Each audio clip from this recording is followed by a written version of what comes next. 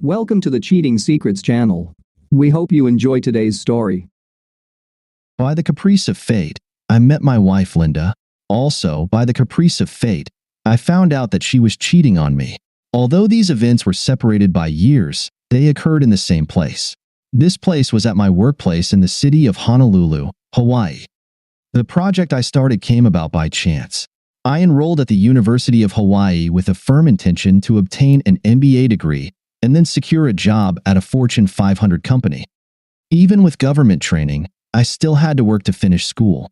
In high school, I was into computers, so to earn extra money in college, I used my computer repair skills. Eventually, I started building my own computers and selling them at a lower price than Best Buy. I earned a bachelor's degree but decided not to pursue a master's. I opened my own business, so why work for someone else? In college, I realized I wasn't good at interacting with people. This lesson was as valuable as my degree. I met Linda's brother, Don, before I met her. He had issues with a computer, specifically with his father. He had an old Intellivision gaming console.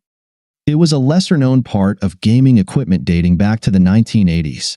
Don's father was nostalgic about it and wanted it restored for his birthday. It hadn't worked for over 10 years, but Don found it in the attic. Don Eldridge was as tough as nails. His chest was close to a rectangle.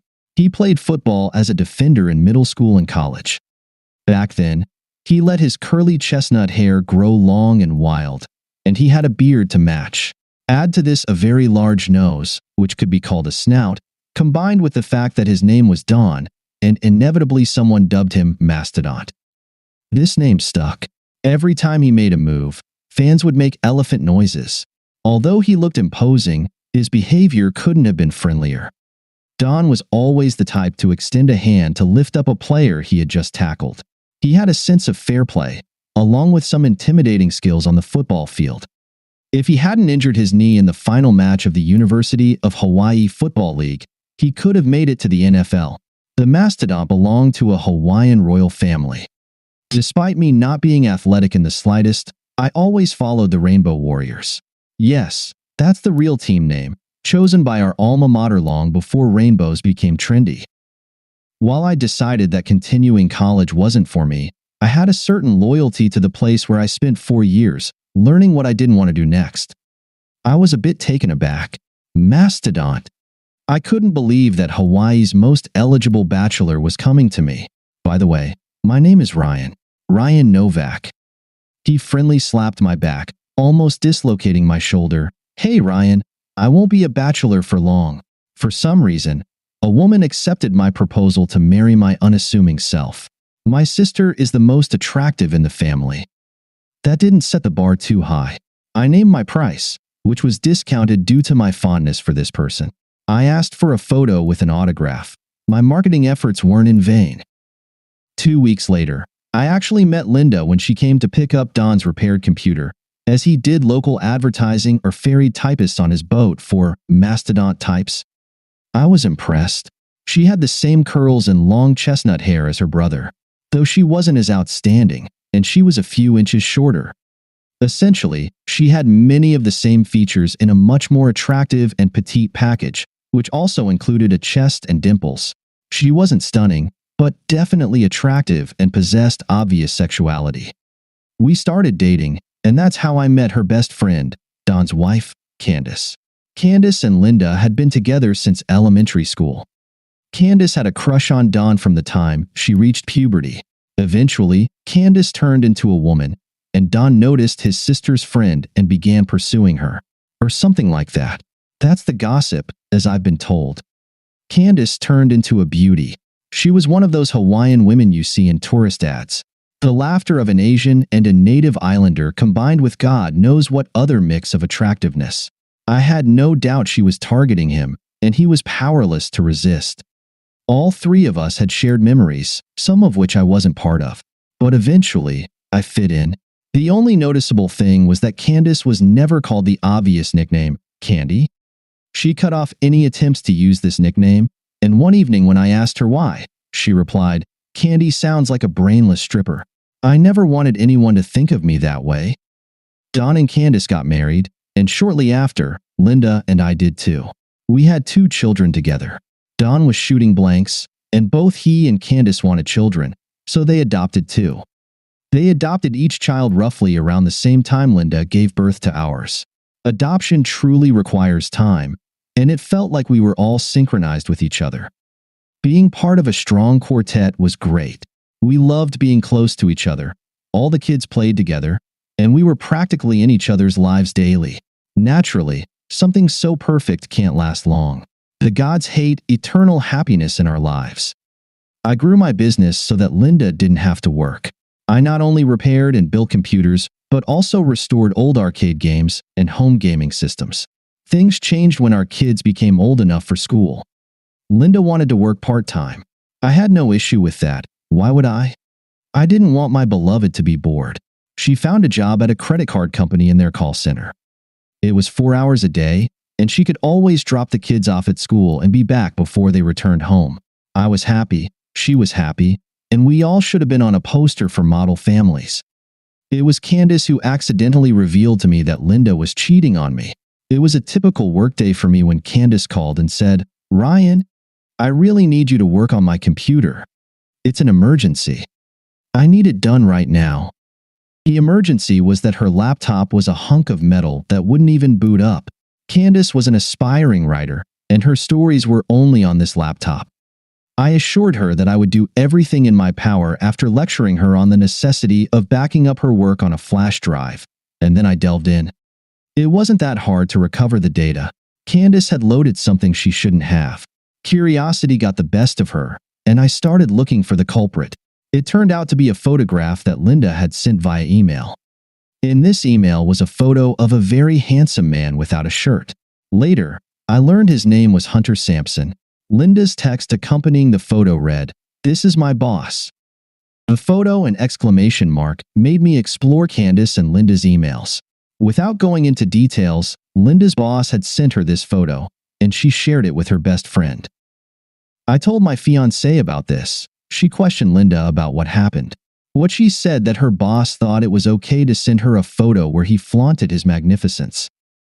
She was ruthless in this email exchange when Linda tried to downplay it, saying it was just a photo of his surfing. This infuriated Candace, and she bluntly said that Linda was very close to crossing a line. Linda relented and agreed. She said she wouldn't indulge in anything like that again. Everything seemed fine, but I remained suspicious. Did everything end after Candace reported her? I wasn't sure, so I checked Linda's laptop.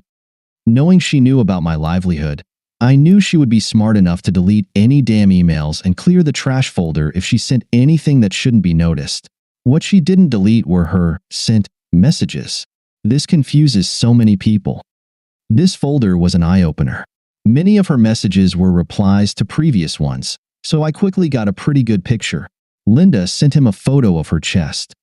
She didn't send any more revealing photos, although Hunter asked for them. She told him she'd send one when he sent a photo of his tool. He simply told her she needed to see him in person because no photo could do it justice. After that, the subsequent emails got even worse. Yes, after that, they engaged in sex. They both raved about how good it was every time they met and couldn't wait for the next time they'd meet. I did what any normal person would do, checking my wife's personal email and discovering what I discovered. That evening, I decided to talk to her face to face. This had to be handled delicately as it was a Wednesday, and the kids had school the next day. I didn't want the neighbors to call the police. Children usually remember moments like these. So when I got home that night, I responded to her when she said, "Hey, dear, how was your day? Let's talk about it later." She sensed I was troubled by something. Maybe I had a horrible expression. She didn't press me. We had dinner and put the kids to bed. We approached the couch. She looked at me and said, "Whatever is on your mind, I hope you know you can talk to me about it." I'm so glad I can. It's hard for a man to openly express his feelings. You've really made me feel comfortable, so I can say everything right now. I placed my hand over hers. Linda seemed touched.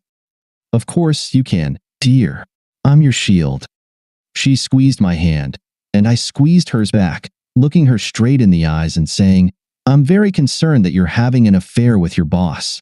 So I would really like to talk about how we will handle the divorce so that it doesn't harm the kids." She withdrew her hand from mine as if it were radioactive. Then her face turned pale, and she made a sound like a dying animal, rushed out the door, got into the car, and drove off. Things didn't go quite as I expected. I had prepared a whole speech, and her leaving ruined that. It was a transgression worse than lying. I mean, I really rehearsed so many choice comments in my head. It only got worse. Now I had to get the kids ready for school in the morning, and that was not my forte. I had no outlet or explanation, and suddenly I became a single father with 2 kids. For the next 2 days, Linda remained silent. I had no idea where she was or what she was thinking.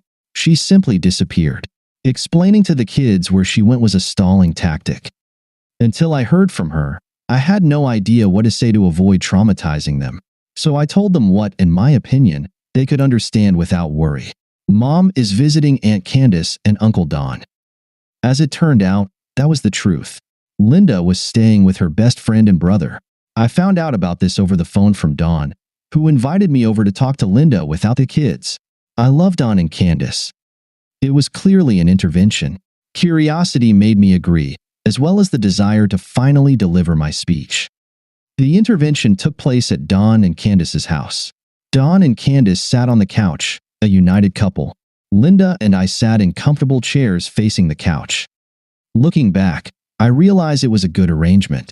It was as if Don and Candace weren't taking sides, but rather we were both on trial.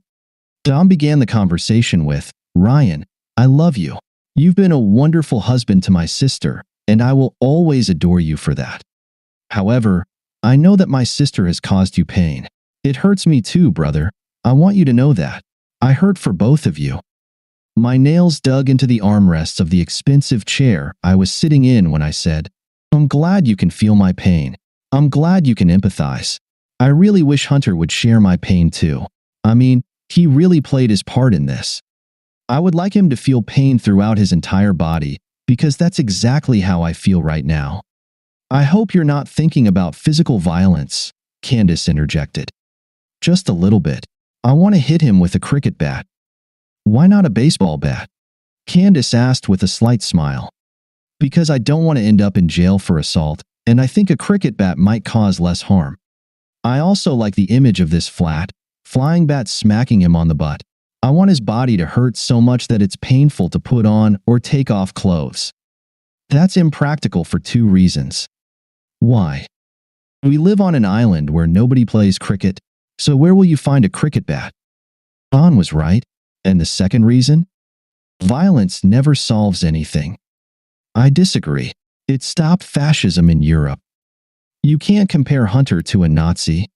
"Well, you're right there. There's no comparison. A Nazi never slept with my wife. I know the worst thing for you is the lies and deceit. This breach of trust will be hard to mend." I was silent for a few seconds. Everyone was looking at me, waiting for my reaction to her confession. "Actually, that's not the worst part. The worst part is that you had sex with someone other than me." Linda tried to salvage what she thought was a chance for me to accept her sincere and repentant admission. "I had sex with him only 7 times. I nodded. What a relief. Thank God, only 7 times, not some unforgivable number. Since you all seem to be experts on this matter, what exactly would be an unforgivable number? I looked at everyone in the room. No one answered that question. I wasn't expecting anyone to because the question was rhetorical. Don tried to avoid answering. Once, twice, 100 times. That's not the main issue. What's important is that Linda wants to restore your marriage and is incredibly remorseful. Candace supported him even before a second passed. Can you be sure that the problem you're facing isn't your ego? I didn't even have to think about how to respond. I can answer that unequivocally, Candace. Of course, it's my ego. I just can't believe you're all here trying to downplay this. Don said, "Listen to me, brother. Your ego is what you can control. No one is trying to minimize it. You can strengthen yourself by defeating your ego. Why let it stand in the way of true love? Look at it this way. Forgiveness is a gift you give not only to the other person but also to yourself. I felt like I was in the Twilight Zone or in Los Angeles. So, if I had an affair with a woman 7 times in 3 months, you would forgive me? Oh yes, absolutely. I wouldn't like it. It's the worst thing I can imagine, but I would take you back. I'll prove it to you. Have an affair, reconcile with me. I deserve it. I want you to have an affair. Please, do it if it helps us be together again. It can be with anyone. I admit she was saying the right words. I asked, Linda, why did you do this? It has nothing to do with you, Ryan. When Candace and I were hanging out together, she always had an attractive friend, and I had a less attractive one. I never got the handsome guy.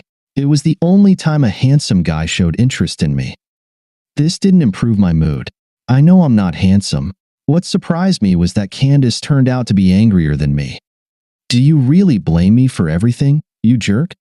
I was afraid Candace would scratch her face, but Don held his wife back. Linda stood up from her chair and said, I was just jealous. Oh, please, don't think I blame you. You're my sister. It was my insecurity. I don't want to lose our friendship.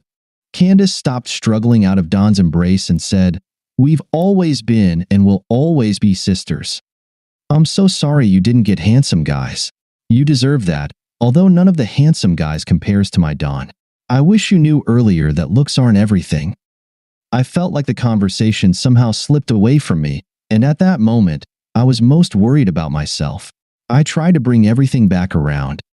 Candace, I know you love your best friend, and you say I'm a good friend too. If I cheated on Linda, would you be just as forgiving? Would you convince her to reconcile with me?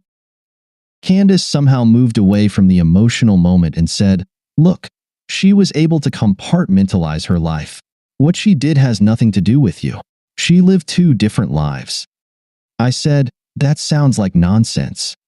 I know it's hard for men to understand, said Candace, but all women are capable of this to some extent. That was unexpected too. I turned to Dawn. If Candace cheated on you for 3 months, would you forgive her? Dawn looked offended. That's a ridiculous question. Candace isn't some dirty trash who's going to betray her husband, spread her legs for some guy, and risk her marriage. Linda started crying with sobs. Dawn hit a snag and backed off. I meant we all can succumb to temptation, even Candace. She'll always overcome temptation. But if that doesn't happen, I'll forgive her. Even if she gives in to temptation 7 times? 1 time, 2 times, 100 times. That's not the point. It's important to deal with your male ego. So, my love for Candace is stronger. I thought that was utter crap, so I asked his wife, Candace, if you cheated on Don, whom, as I know, you love, would you expect him to forgive you? I can't believe you're even asking me. I'm not some scumbag. Linda screamed and curled up into a fetal position. Candace rushed over and hugged her. No, not you, Linda. You're not a scumbag just because you had sex with another man besides your husband. Linda wailed even louder. Having sex with someone else doesn't make you a scumbag. You're not a scumbag. You did it not for money. You did it because you have low self-esteem. Linda began shaking and hitting herself in the face. I saw Dawn contemplating whether to call an ambulance. Dawn and Candace held Linda's hands. I tried to bring some sense into the room again after Linda stopped attacking herself. I looked at Candace. So let's see if I got this right. Linda wants me to have an affair. Don says he'll forgive you for an affair. You're saying it's normal for someone to want sex with an attractive person. Did I get that right? Yes, Don replied. We're all telling you this. Candace, you also told me that I should love Linda as much as you do because I married her. Yes, Ryan. You married her, for better or worse. Dawn and I care more about her well-being than you do. She's clearly a hot piece. Well, I said, you all have given me a lot to think about. It seemed to me that now was the most appropriate time to apologize and end this. I liked Dawn, I liked Candace, and I damn well loved Linda. Erasing them all from my life would be painful. However, that evening turned into a circus, and not in a good way. That night, I left feeling like I had destroyed their close relationships, but none of them really cared about me. I returned home and spent hours staring at the ceiling, reflecting. Around 3 o'clock in the morning, enlightenment struck me. I actually fell asleep for 2 hours after replaying it in my head several times. I woke up to the doorbell after drinking my first cup of coffee. Yes, I wake up after the first cup of coffee. I don't remember how I somehow got the kids to school. I wasn't sure if I fed them. It was Candace. I invited her in but remained cautious. The previous night was a shit show. I poured myself a second cup of coffee and poured one for her. "Sorry for the shit show yesterday," said Candace. I almost spit out my coffee when she echoed my thoughts. A few seconds later, I said, "I've decided that you're right. You care more about her well-being than I do. So I have a solution. I'm glad you came to your senses." I paused for dramatic effect. "You and I will have an affair. 7 encounters. After that, Linda will be completely forgiven." "What? Seriously, what?" "Linda said I could have an affair if it helps. So I believe her. Don said he'd forgive you if you cheated. So I believe him. You said you thirst for me to forgive Linda. So I believe you. I need to talk to Don about this before even considering it. This will ruin everything. Linda hid this from me, lied, and kept me in the dark. Everything has to stay the same. Don already said he would forgive you, so there's no need to consult with him. Linda never told me." I caught her. "Tell him when it's all over, if necessary. Damn it, I want you to tell him after everything is over, but not before. It still won't be as underhanded as Linda was. I will definitely tell Linda too. And how the hell am I supposed to see Don every day and keep this a secret? You need to compartmentalize your life. I've heard from you that women are better at this than men. I don't think I can do it. There's too much to think about. Why don't you just find someone else?" "Well, I'm almost certain I won't find a suitable beauty who really attracts me. I'd probably have to hire an escort. That doesn't work for me. You have a personal interest and an amazing body, so you are my choice." She replied, "I need to think about it." Of course, that meant no. I wasn't surprised that Candace didn't actually mean what she said that evening.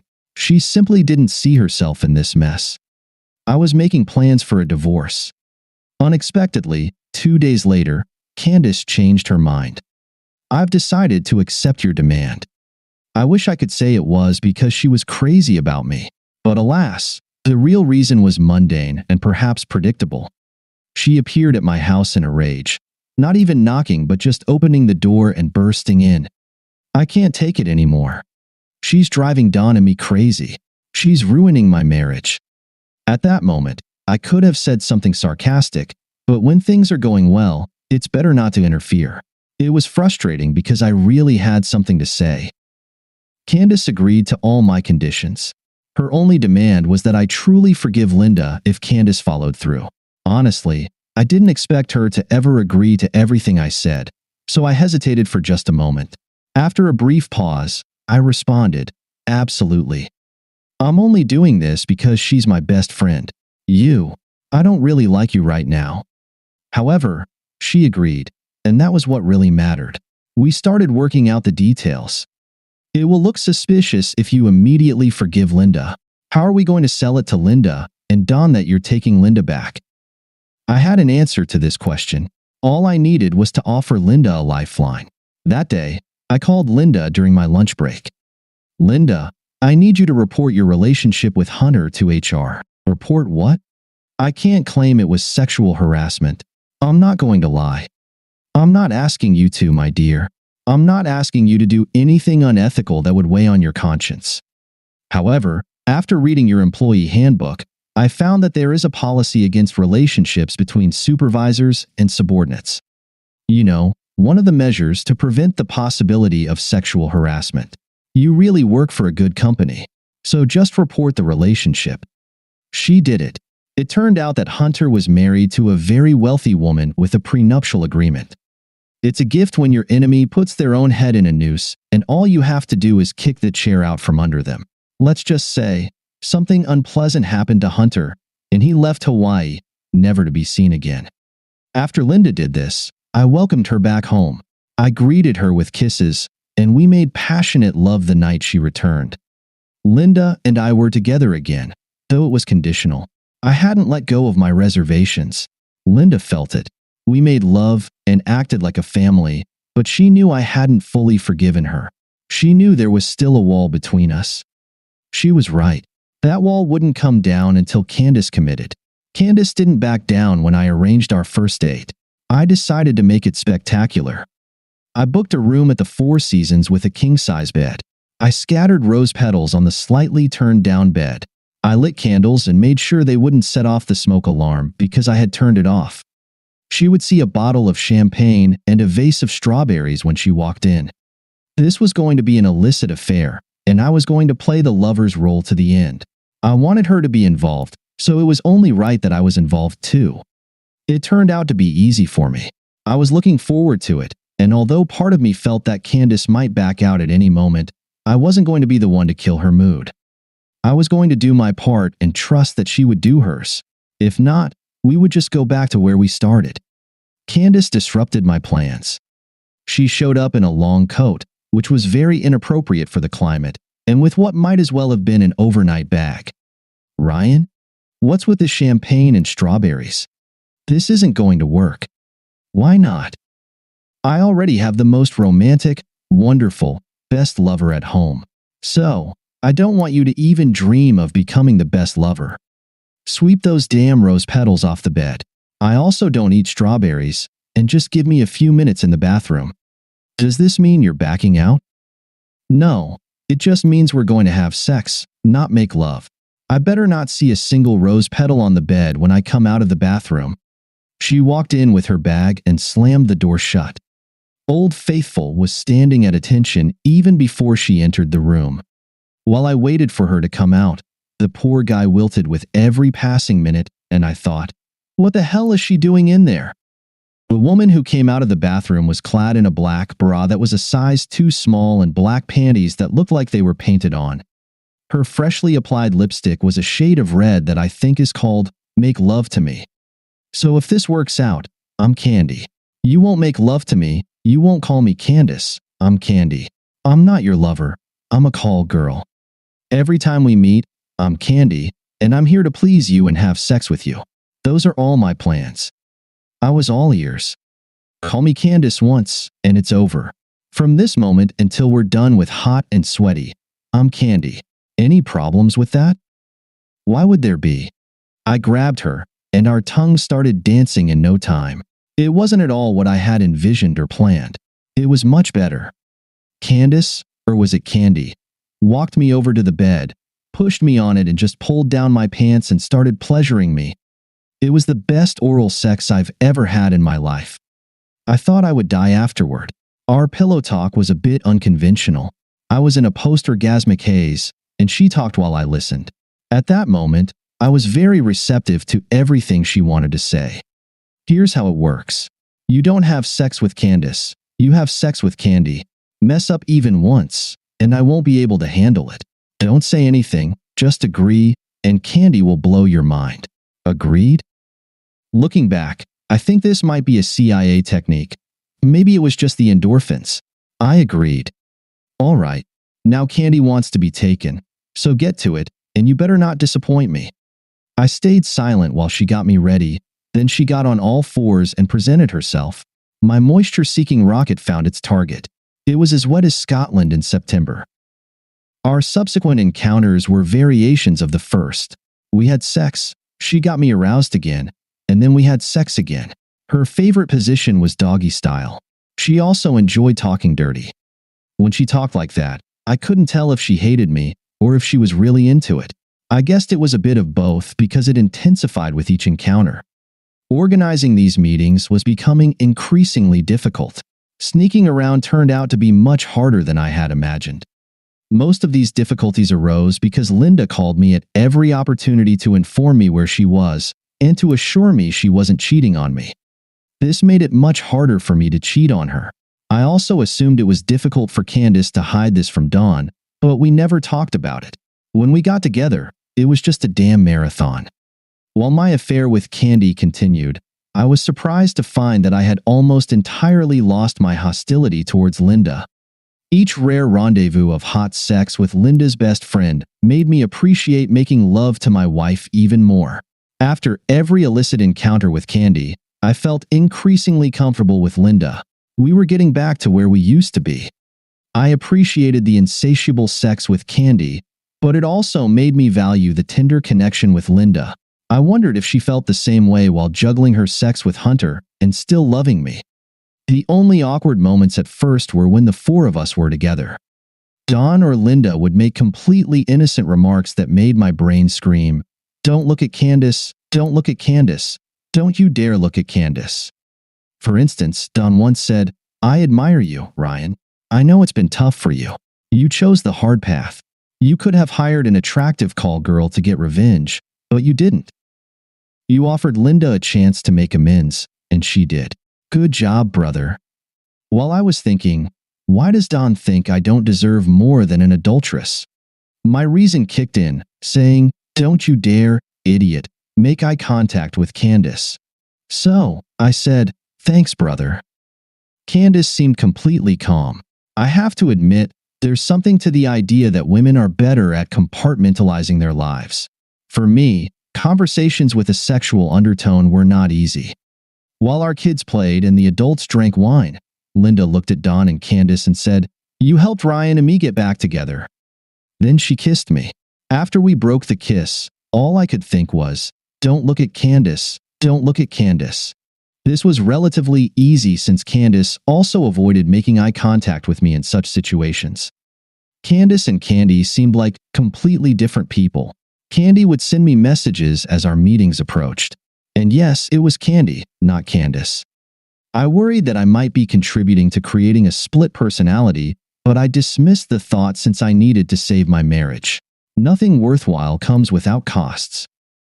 Candy sent me pictures of herself in seductive outfits. Yes, I had already seen her naked, but these pictures aroused me. I had sex with Candy to prove my point to her, Dawn, and Linda. I also had sex with her because she was hot. I had no idea if my relationships would survive in the end, but I hoped they would. I'm an idealistic ass. Candy was more than true to her word. She was a beast.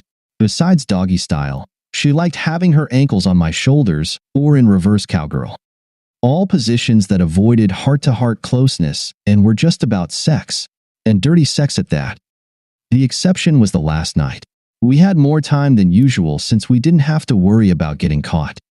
After that night, Candace made it clear she was going to tell Dawn everything. We were going out with one last hurrah. It was the only time she allowed me to caress her. And it wasn't due to tender lovemaking, but through an impromptu 69. My tongue focused on the target in the center, then vigorously ravaged everything within an inch radius while she pleasured me to completion. I think she squirted, but I'm not sure.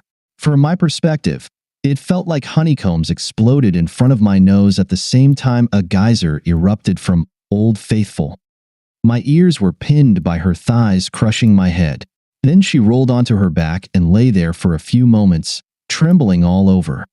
I was shaking a little myself, and my ears were ringing from how she clamped my skull in a vice.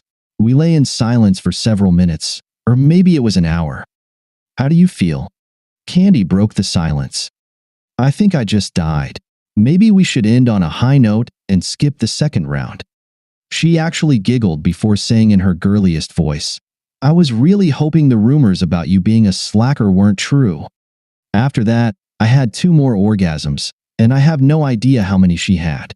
We were both so loud and vocal that I'm surprised other couples having sex in that cheap motel didn't report us to the management for disturbing their own activities. We definitely went out with a bang and more than a few whimpers. After our last wild sex session, I took a shower first and managed to mostly restore my balance. Candy left, and when the bathroom door opened again, Candy was gone forever. Candace emerged from the bathroom in her usual modest attire. Her behavior spoke for itself. We were done. It was good. Indulging in sweet treats from time to time is a pleasure, but a constant sweet diet will kill you. Candace left before me. There was no farewell kiss, just a discussion about what we would do next. She was going to tell Dawn everything that evening, and after that, we would all tell Linda. After all, it was a family matter. Candace would tell Dawn, and then we would all meet at my house. I told Linda that Dawn and Candace would come after the kids were in bed. It was time to lay everything on the table. Something happened with Dawn, so he was going to be late. So it was just me, Candace, and Linda. I went first. Linda, I am fully ready to forgive you. In fact, I already have. But before you accept that, I think Candace should speak first. Linda was excited to hear my words, then looked at Candace questioningly. I had sex with Ryan. Linda immediately hugged Candace. Thank you, thank you, thank you. Oh God, you really are my sister. Candace hugged her back and said, it was the only way. I love you. It was you, Linda said passionately. Now I don't have to worry about Ryan getting sick or someone getting pregnant. Thank you. Everything didn't go as I expected. I thought the mix-up was a complete mess. I didn't believe anyone was sincere in what they said. It turned out I was wrong, at least when it came to women. When I make a mistake, I admit it, painful as it may be. I joined them in a group hug. I looked at Linda and said, everything is truly forgiven. I want to spend the rest of my life with you. She jumped on me and kissed me. Thank you, my love. You will never regret this. Well, I guess we all learned valuable lessons here. In the end, I had to calm her down. I looked at Candace and said, you showed me a lot, and I want to apologize to you. I put you in an awkward position, and you showed me the true meaning of love. I was wrong to ask that of you. You made me better by showing what real love is. Candace hugged me tightly and kissed me, not like recently at all. I did it for both of you. You two belong together. The doorbell rang. I assumed it was Dawn. I'll go open it now. Approaching the door, I realized I needed to say a lot. I learned a lot about myself and the people close to me. Tears welled up in my eyes as I realized that people around me are much more selfless than I am. I tried to show how hypocritical those around me were, only to discover that it wasn't true. It was actually my male ego. I had to apologize to everyone, but especially to Dawn. Dawn, the women in there are crying their hearts out. Honestly, I feel like crying myself. I've learned quite a few things about myself, and not all of them are good. I've learned a thing or two about myself too. I think we all may have messed up with this whole male ego thing. I dismissed that idea too lightly. Dawn had a hoarse tone and a strange expression on his face. It took me a while to understand it, as it was a feeling I had never seen in Dawn before. And then it hit me, barely contained rage. Ah, that's what it was. At that moment, I had two questions. Firstly, where did he quickly find a cricket bat? Secondly, would I have enough half a second's head start to reach the back door before an enraged mammoth with a bad knee caught up with me? I decided the answer to the first question could wait and bolted through the house to the back door. Thank you for being with us and listening until the end. If you found it interesting, please subscribe, give us a like, and leave your comments. And we'll see you on the Cheating Secrets channel.